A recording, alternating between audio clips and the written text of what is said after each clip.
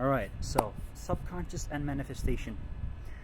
I will talk about a little bit about subconscious and the connections about manifestation. I will go a bit spiritual about it. Now, our subconscious is a very powerful force that is responsible to creating everything physical in our lives.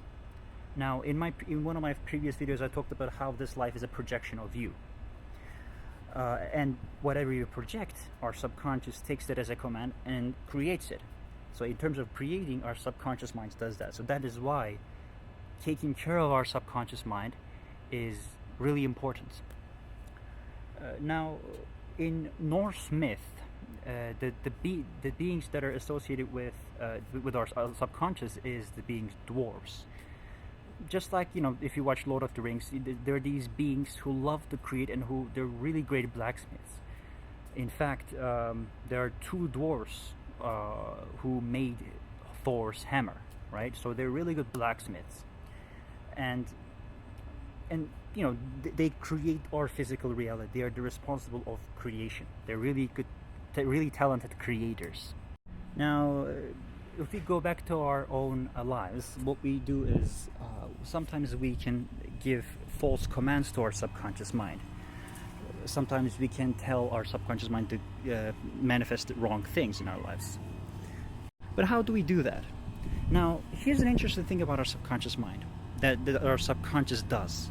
Whenever you tell yourself something, whenever you tell yourself, whenever you say something after the word I, for example, I am ... or I ... your subconscious takes that as a command. Because for our subconscious, I is a sacred word. I is you. It's the consciousness. It's the soul. So it takes it serious.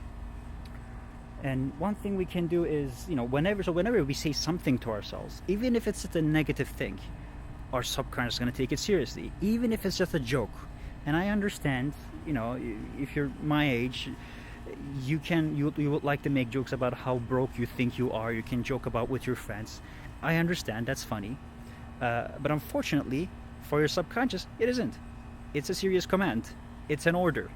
So when you tell yourself how broke you think you are, your subconscious, yes sir, and it creates that.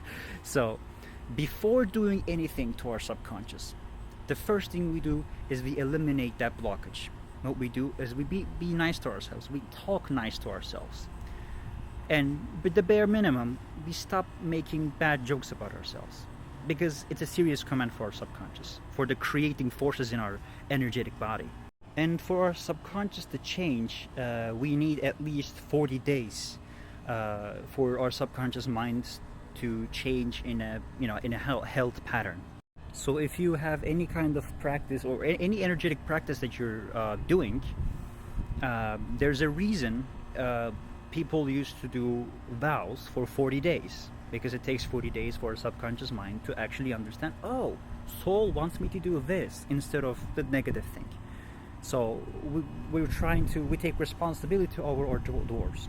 So again, if you want to have great habits, do it for 40 days. And if you want to do it as a vow, do it for 40 days. And if you can't do it, and if you relapse, you start again. But again, it's not like it's for you to actually get great habits for yourself. So that's the first step. Before doing anything, we remove the blockages. We remove the bad thing before adding something good.